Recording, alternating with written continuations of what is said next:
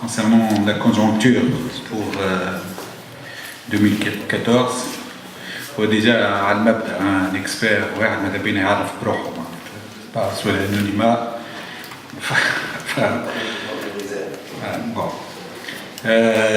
على كل حال لا كونجونكتور ماهيش حاجه معناتها جديده. احنا متعدين مسار انتقالي فيه انعكاسات على الاقتصاد نتاعنا ككل. 2011 كما قلنا سنه صعيبه، واحنا ما زلنا في طريق الانعاش الاقتصاد قبل انطلاق الاقتصاد. في المرحله هذه جانا برشا دعم من البنك العالمي، من توا قاعدين نتناقشوا مع صندوق النقد الدولي. اما هذايا مومون يلزم الاقتصاد نتاعنا هو يبرون لا روليف ونخرجوا من المرحله الانتقاليه، وهذا كان برنامجنا وهذا كانت سياستنا اللي هي سياسه ستوب اند جو. معناتها احنا تو في اخر المرحله نتاع يلزم الاقتصاد تزامنا مع نهايه المرحله الانتقاليه في 2014 يلزم يعود الدوره الاقتصاديه والمحركات نتاعها الكل، الاستثمار والكونسوماسيون والتصدير يرجعوا للريتم العادي نتاعهم، باش نجم نقولوا خرجنا من المرحله هذه. يعني سنه 2014 نجم تكون صعيبه اذا المحركات واذا المرحله الانتقاليه ما وفاتش. بالنسبه للديكري لوا هذا احنا اقترحناه، اما هذوما من الصلاحيات نتاع المجلس الوطني التاسيسي باش يفوتوا فيهم ولا لا.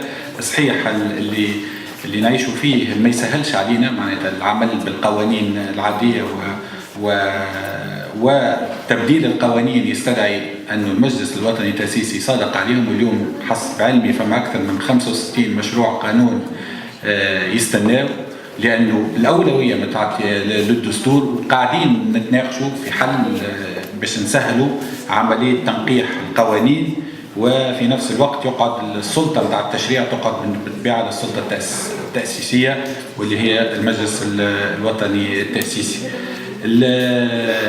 نعرفش باش نجاوب على كل، ما نحاول نحط الأسئلة للإخوة.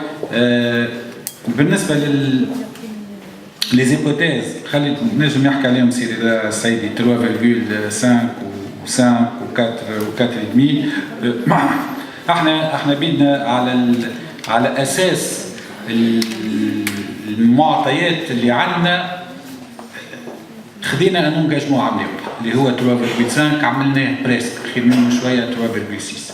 السنه حسب المعطيات الداخليه والمعطيات الخارجيه، وتعرفوا اللي اقتصادنا مربوط ما يقارب 70 ولا 80% مع اوروبا، وعندنا انعكاس كبير. هذا يخلينا اللي احنا اون جوست حسب المعطيات الداخليه نتاعنا والمعطيات الخارجيه، وهذاك علاش اليوم ارتئينا الى تنقيص معناتها ب 0.5% من نسبه النمو اللي حطيناها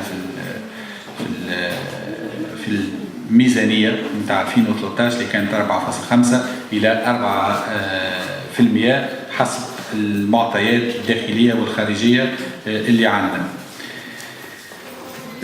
الريفورم نتاع لي ريفورم دون مانيير جينيرال، وانا هذوما يمكن في النقطه الاولانيه اللي احنا مع المرحله الانتقاليه عملنا دراسات كبيره، وهذوما لي ريفورم ما نجموش نعملوهم اذا ما نعملوش عمليه تشخيص نتاع الوضع وعمليه بنش ماركينج، معناتها شنو اللي صاير في الدول اللي ناجحه في كل قطاع. مثلا في مجال الاستثمار تو باش ننطلقوا في العمليه نتاع مراجعه المجله الجبائيه، المنظومه البنكيه، منظومه التمويل ككل، معناتها التمويل الصغير.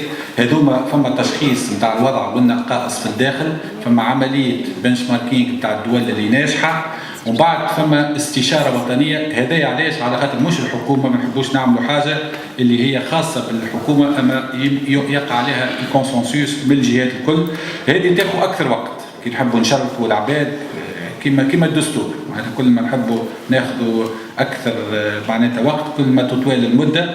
وهذاك علاش اليوم فما برشا اصلاحات اللي هي وصلت ولا اوشكت على النهايه، كما مجال الاستثمار، عمليه الاصلاح البنكي تقدم، ومازال العمليه هذه الاخرى اللي هي عمليه تدقيق واستراتيجيه اللي مش تنطلق في شهر ماي بعد ما خدينا اكثر من 7 شهور معناتها لابيل دوفر والفرز نتاعو والكاي دي شارج نتاعو. وبالنسبه كما قلت على الاقل فيما يخص وزاره الماليه للمنظومه الجبائيه باش ننطلقوا في عمليه الاستشاره بدايه شهر ماي وعلى مده شهرين، ونتوجهوا باش نعملوا ديزاسيز دو لا فيسكاليتي في مؤخر شهر جوان ولا بدايه شهر جويليا. وهذوما الاصلاحات كلها زاد تهيئ لنهايه وانطلاق الاقتصاد. واحنا القرض هذايا كما قلنا لانه نمنوا بتواصل الدوله، ما القرض هذايا قاعد يناقش اكثر ل 2014 و2015 اللي يمكن حتى الحكومه هذه ما تكونش فيها، اما احنا في تواصل الدوله وفي معناتها لانه بعمليه استباقيه نهيئوا الوضع للسنوات المقبله، وهذاك علاش بدينا هالنقاش منذ بدايه السنه. Présentation aux autres parties pour la tribune. Il y a eu 2 visites du FMI, une entre fin janvier et début février, et cette deuxième round à partir du 8 avril. Et surtout la première, il y a eu quasiment, je laisserai M. Mati dire qui il a rencontré, mais au moins l'UGTT, l'UTICA, les partis civils, la société civile et surtout les partis de l'opposition et l'Assemblée constituante.